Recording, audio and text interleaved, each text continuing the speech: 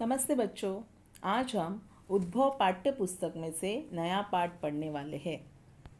उसका नाम है एक दुनिया रचे। यह एक कविता है। इस कविता के कवि रमेश तेलंग है। कवि कहते हैं, एक दुनिया रचे आओ हम प्यार की, जिसमें खुशियाँ ही खुशियाँ हो संसार की। तो बच्चों, कवि एक ऐसे संसार की रचना करना चाहते हैं जिसमें सभी प्राणी मिलजुल कर व प्रेम से रहे। उस संसार में दुखों का कोई स्थान ही नहीं हो, केवल खुशियाँ ही खुशियाँ हो। उन खुशियों को पाने का एकमात्र उपाय है आपसी प्रेम और भाईचारे की भावना। तो बच्चों, आपको पता ही है कि हमारे देश में अलग अलग धर्म जाति के लोग रहते हैं।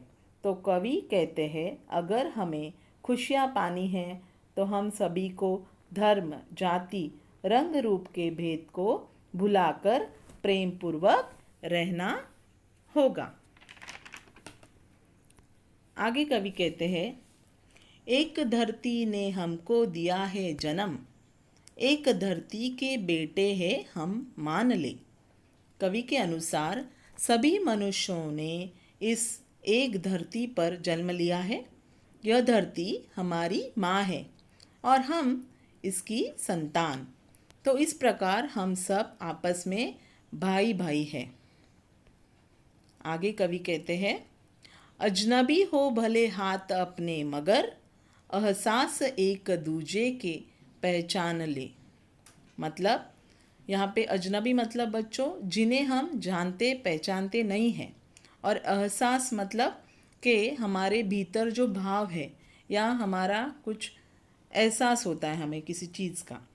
तो कवि कहते हैं कि भले हम एक दूसरे को जानते पहचानते नहीं हैं, परंतु हम सबके भीतर प्रेम दया सहानुभूति व स्नेह जैसे सकारात्मक मानवीय भाव जन्म से ही होते हैं।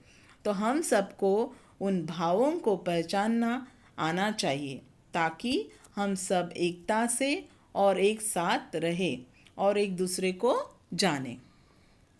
आगे कवि कहते हैं, तोड़ डाले ये दीवारें बेकार की, धूप गोरी है क्यों रात काली है क्यों। इन सवालों का कुछ आज मतलब नहीं। तो इन पंक्तियों के माध्यम से कवि कहते हैं कि अब अतीत पीछे छूट गया है, समाज उन्नति कर गया है। तो हमें पुराने दकियानुसी व्यर्थ विचारों को भुलाकर आगे बढ़ना चाहिए।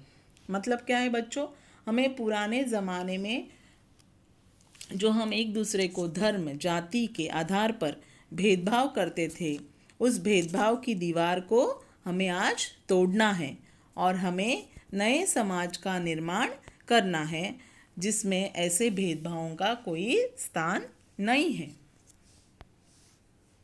आगे वो कहते हैं, बांट दे जो बिना बात इंसान को, उन ख्यालों का कुछ आज मतलब नहीं।